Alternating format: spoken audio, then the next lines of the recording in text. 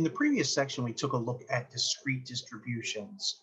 And so what we're going to do is we're going to make an extension out of that and take a look at two specific types of discrete distributions. The first of which is something called a binomial distribution. And as you may suspect, because it has the prefix bi in it, meaning two. And that's exactly what the binomial distribution attempts to be able to capture. The binomial distribution is any distribution to where we're looking at experiments of a specific type that only have success or failure. All right, and just a few examples of that. Basically, let's say, for instance, if you throw a basketball, you either make the basket or you don't make the basket.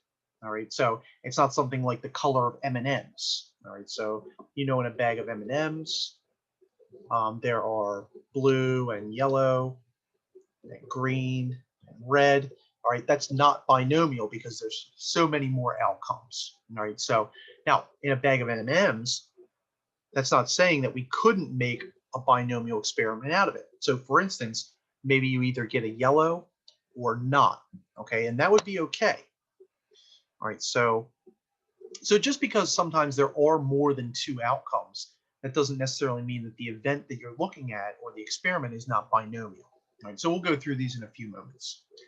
Now, for a binomial experiment to be able to be prolific, we have to go through and we have to make sure that four criteria adhere. All right, and so for the first one of these is that the experiment has performed a fixed number of trials, and usually that's given by n. All right, so that's going to tell us how many times or how many different people or how many different animals or how many different cars we're observing, whatever it is. We already talked about the idea of independence. Independence means that the two events could occur at the same time, but they don't have any influence over each other's probability. Only two outcomes, success or failure. And then finally, the probability of success is known for the experiment and it is constant. All right, so one of the first things that we have to do is, given a binomial situation, potentially, we have to identify whether it's binomial or not. And that's what we're going to look at in these four first examples. So we're going to determine if the following binomial events are binomial, and we'll explain why or why not. So we just have to go down the list and either show that it meets all four of these criteria or not. All right, so let's just go through and figure this out. So we have a random sample of 15 college seniors is obtained, and they're asked to state their age. All right, so first of all, is n going to be fixed? Well, yeah, if we take a look at this, n is 15, so there are 15 college seniors, so we get a check mark there. Okay, and by the way, this is for the first criteria, so we're just looking up here. Is age independent? That's a question. And in other words, does my age affect anyone else's age? And certainly not. Okay, so the answer is yes. My age does not influence other random people's ages. Right? So when we talk about independent, if we're just looking at random people, so myself and then somebody in, I don't know, Norfolk, Virginia, does it really matter what my age compared to their age is? Probably not. Okay. Are there only two outcomes? Okay, so two outcomes. Well, so one outcome for age could be 39. Another outcome could be 19. Another outcome still could be 19.4. Another outcome could be 19.444, etc. All right, so no. Okay, there are many possible outcomes. Okay, and so right away we stop and we say that this is not binomial. All right, so that's what we have to do. We just have to go down the list of these four criteria, and then we have to determine whether or not the criteria are all met, or as soon as we find one that does not meet it, then we say that is not a binomial event. The probability that a baseball player gets a hit in any game is 27%, and they get 5 at-bats in a game. The number of hits the player gets is recorded. All right, so the experiment is performed a fixed number of times. Well, n is equal to 5 because they get 5 at-bats in the game. So that one's good. Independent. All right, so is the result of one at-bat contingent upon the previous at-bat? And a lot of baseball people would say, well, yes, but we're just talking about random. All right. So let's say for some reason that you just step into a game and you get one at-bat and then you have a completely new pitcher and you don't know what's going on. All right. So again, we're just thinking of this in terms of randomization. Okay. So we're going to state that at-bats, or the outcomes of the at-bats, are independent if random. All right. Now, are there only two outcomes? All right. So does the player get a hit or does the player not get a hit? All right. Those are the two possible things that could happen. All right. So, and we know in baseball, a number of things could happen. You can get a hit, you can get a walk, you can get a strikeout, you can get on base due to error, whatever it might be.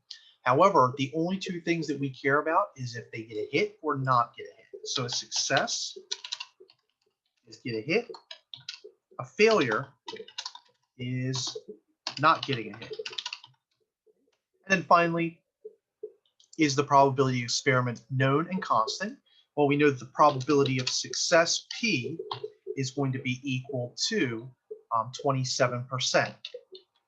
And so, yes, it is a binomial experiment because all four of those criteria have been met. So, yes, it is binomial. All right. A third example, 3 cards are selected from a standard deck of 52, and they are chosen without replacement. The number of aces drawn are recorded. All right, so again, we're going to go down this list, and this might be a good time for you to pause the video and see if you can decide whether or not 3 and 4 are going to be binomial or not. All right. So hopefully you paused it, and we're going to go through the answers. And so first of all, are there a fixed number of trials? And in this case, n is going to be equal to 3 because 3 cards are selected out of 52. All right, so I know 52 might be, it's a number, obviously, but we're really just interested in the 3 draws. So in this case, n is going to be equal to 3, so that's good. Are the trials independent? And unfortunately, they are not independent. And here's why.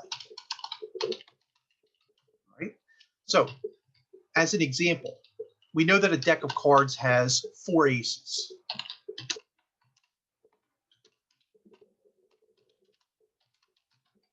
All right. So, now what if for some reason you pick an ace on draw 1? Right, and you're not replacing them. Well, that means that now there is a lower probability than before of selecting an ace. All right, and that's important because anytime that one event alters the probability of another event, that means it's not independent. All right, so clearly we can say that this is not binomial. And then finally, we have an experimental drug known to work 37% of the time, and we administer it to 100 randomly selected individuals. The number of times the drug works is recorded. All right, so again, hopefully you went through this. You know that the number of trials is 100 because 100 random people were selected.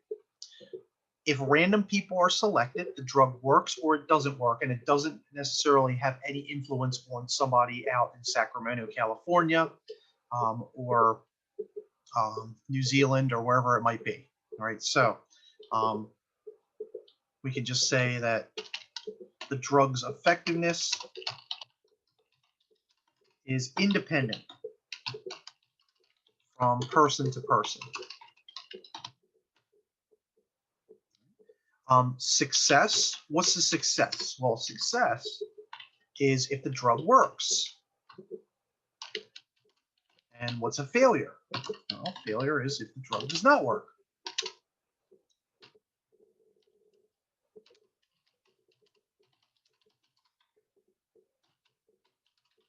And then finally, what is the probability of success? Well, it's 0.37. And we know it works, or we know that it works 37% of the time. So what we can say is that, yes, This is binomial. All right, so before you can even go through and say whether or not you can use any of the formulas, you have to understand what a binomial experiment is. All right, so hopefully this gives you a good overview as to what binomial experiments are and how we can determine whether these events are binomial or not. Now, in the next videos, once we know we have binomial experiments, we can use the binomial distribution, and then we can start figuring out some probabilities. We can start figuring out the mean and the standard deviation, etc., of these events.